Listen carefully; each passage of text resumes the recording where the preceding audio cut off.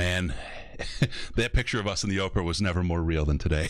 I was just thinking that is like the best, most appropriate pictures that we could possibly put on the video version of this podcast. Yeah, I don't know that we're going to be doing an audio version of this. This is kind of just a response thing that we're seeing. We'll see how Even it goes. better, because we need, Chris, when you contacted me about doing this, I'm like, yeah, we need to get this done because it today has spiraled wildly out of control in Lions Land. Oh my God. And I haven't even started drinking. It's only an energy drink now. But yeah, no, it's crazy. It's like so many people have turned into 15-year-old schoolgirls about this, that you said it. You had the exact same line as I did. Just your initial response to what we're seeing out there.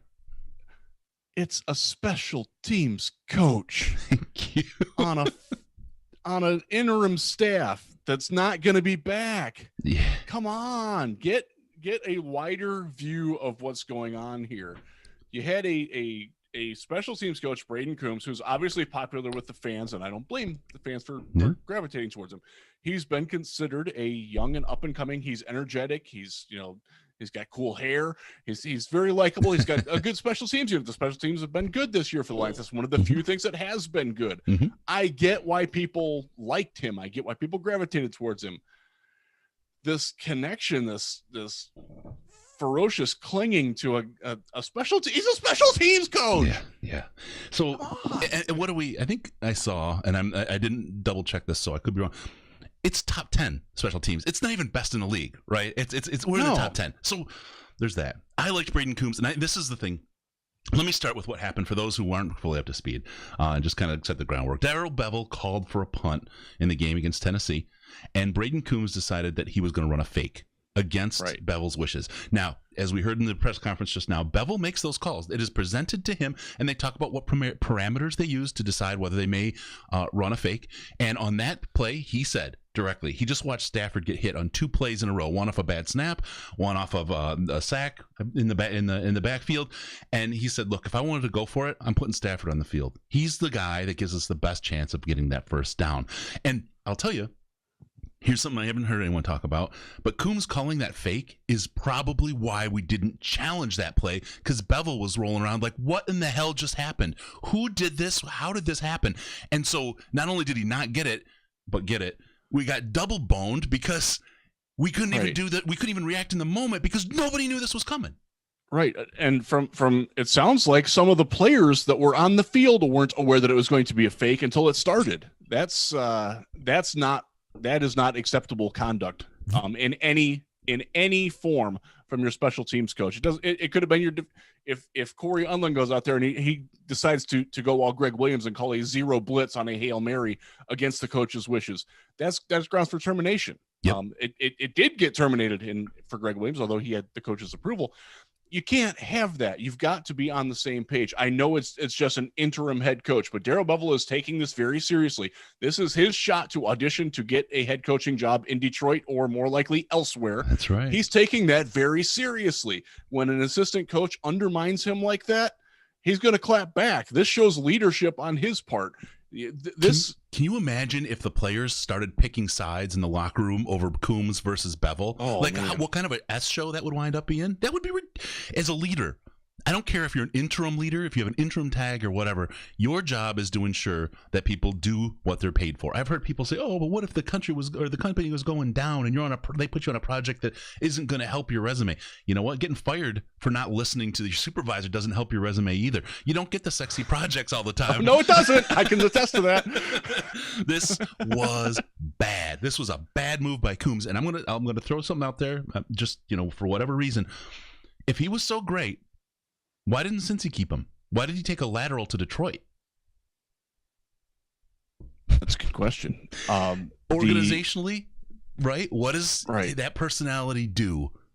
Right. And I thought something that Bevell said, and I want to make sure that I get it right because I did write it here. He said that I think it's important that I have a philosophy and I have a belief in things that I'm trying to instill in the team, instill in the coaching staff, and instill in the program. When things happen that are outside of it, then there needs to be something that happens. If something doesn't happen, then really you lose some credibility. And he expanded upon that after that. And that is exactly right. That is something that anybody who's ever worked in the professional world And I'll say this, I learned that working in the hotel industry as a front desk manager. And we tried to do some sweetheart rates that weren't right for some other people. And a couple people did get fired for that. This applies beyond football. You cannot go against your boss in a situation like that, especially in a situation like this where it didn't necessarily cost the game, but it certainly it was such a wild situation. I think you're right. I think one of the reasons why Bevel didn't challenge the spot, which was a crap spot, by the way. Yes, they did make it. Oh yeah.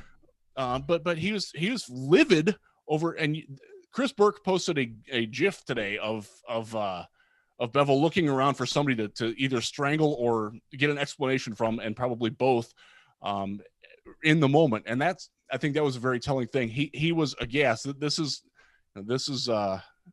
it can't happen, Chris. You know that can't happen. You've worked enough in the professional world. Yep. People who've been in the military, and it's interesting because in our Slack chat and in conversations that I've had with people on Facebook, people who are in the military are instantly like, oh, dude had to go. That's enough. Okay, got it done. End of conversation. And I think that's the kind of mentality that I think needs to be approached in the football team. You've heard me on the podcast say, whatever happens, I want Hank Fraley and Braden Coombs to survive the regime change. And I can still think that I absolutely think Braden Coombs is a great head coach, but also that he needed to go. People that are indicting Bevel for this, and I've seen some folks do that. We can, we'll whatever.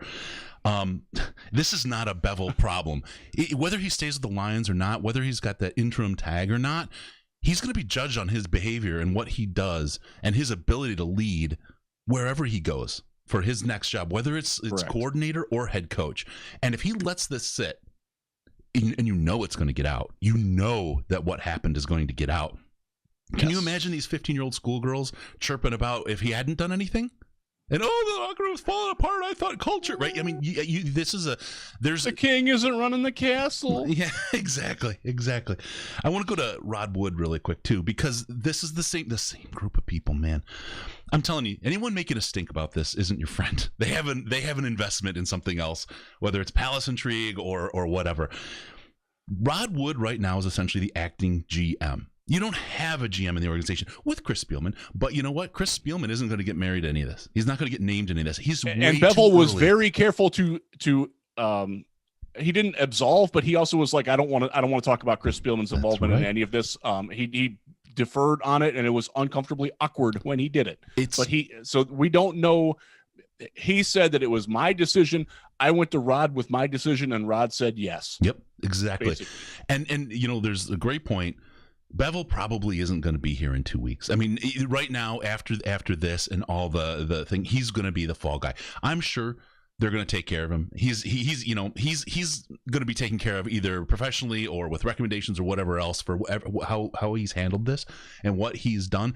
But you're not going to throw Chris Spielman under the bus. You're not going to throw Rod Wood under the bus because they're going to be here in 3 weeks. They're going to be here in 3 months.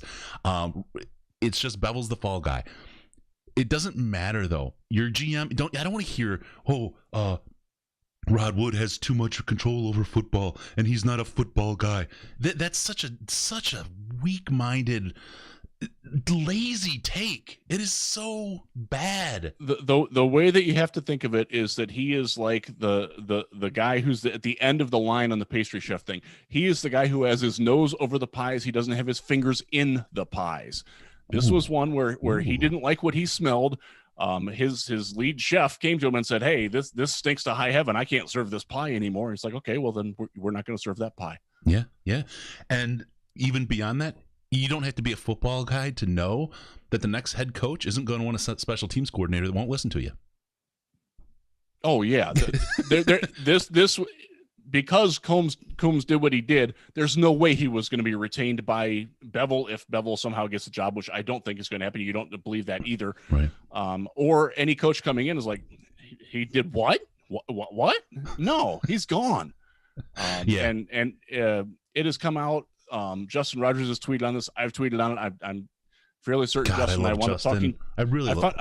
He's so good. He's so good. I'm fairly certain that he and I were talking to the same person, just based on the information he's gotten. I have not talked to Justin today, by the way, so that's my take on it. But it was pretty clear that that Coombs is all about Braden Coombs and not about the Detroit Lions. And that, or Cincy before him. Yes, that was something that was brought up from somebody that I know from Cincinnati who knew him there. And he is about climbing on his own. He's a young, ambitious coach, and I don't begrudge him for doing what he thinks is the right way to climb the ladder, but he chose the wrong way to climb the ladder. He just hurt himself pretty bad, I think. Yes, he did. I really do. And I think that the organization holding back on their commentary about this is actually one of the classiest moves you can do. They're trying to do him as much of a favor in the circumstances they can. They are giving him some parachute, and they're going to see if he cuts his own cords on those and crashes into the trees or not. Yeah. There is a school of thought that's out there that he is better suited for the college football game, which is his dad has been at Ohio State for a long time. Yep. There are some college head coaching openings that are attractive. He might be interested in that, and honestly, I think he might be better fit for that with his mentality and the way that he clearly appeals to younger people. I think most of the people who are upset about this are of a younger demographic, and that's maybe that's saying something about us being older and understanding the way that the business world works, the way that the real world works. That you can't do those sorts of things if you want to be an employee. And there's a reality of wisdom that comes with age, and I never knew it when I was 30. I never knew it. It took getting 40 years old before I recognized and learned how much that reality is. But again, I want to stress this. It's a special teams coach on a lame duck staff with 2 weeks left. Put that into perspective. This is He's not going to be. The overreaction of this is pure insanity to me. It really is. I was sitting here pretty mellow about it. I was like, okay, the guy didn't listen. I was going to wait for the presser, see what happened. But seeing these reactions from people is just, it's nuts. It's incredible. He isn't going to, after doing that, he is not going to be here next year. Period. End of story. Right. He was Jack gone Fox anyway. is not going to forget how to punt. Matt Prater is not going to forget how to kick without Braden Coombs there. And Killebrew and I mean, these are guys we've had on special teams players forever. They didn't get good all of a sudden because Coombs was there, right? I mean, this is right. Top 10 is top third of the league, right? On a team that's right around them. Well, we're down to 10th now draft pick, so we're still bottom third team. So there you go. Anyway, that's it's more about the reaction, folks. This is nothing to be that worked up about. This is nothing to be mad about Rod Wood or Chris Spielman or Sheila Ford Hamp or Darrell Bevel. Darrell Bevel did the best thing he could do in that position. The person who screwed this up and who really, really screwed Braden Coombs is Braden Coombs. And he's going to pay for it for a while now. So we just want to do this quick reaction. Braden's gone. It's not that big a deal. He's a special teams coach. That's that. I don't know what else to say about it, Riz. That is it. There's don't buy the hype that people are selling you right now. You're being played. This is not going to repulse other head coaching candidates who might want to come in. They're not going to be like, "Oh my God, they fired a special teams coach that I wasn't going to keep anyways. I can't go to here. I'm going to Atlanta instead." This is a competent organization. They keep insubordinate special teams coaches. This is definitely the place I want to work. Oh my God. Oh, Chris, I feel better now. I feel catharsis. Yeah, it does. It did. It helped bring it out a little bit. All right, that's it. Just want to talk about that. That's the news on Braden Coombs. Again, don't buy the narrative. People are trying to sell you clicks or something else. This is just a special teams coordinator. It's not that big a deal. Get your schoolgirl panties back on. Get living life, because this is not at all what it's been blown up to be. Listen to people like Riz. Listen to people like Justin. You're going to get a straight, good, level shot of what's going on. The rest of this stuff, it's all noise, guys. It's all noise. There you go. All right, that's it for today. We'll see you guys on Wednesday with a combination pregame and weekly podcast with Riz, Tony Ortiz, and Case. All right, thank you all.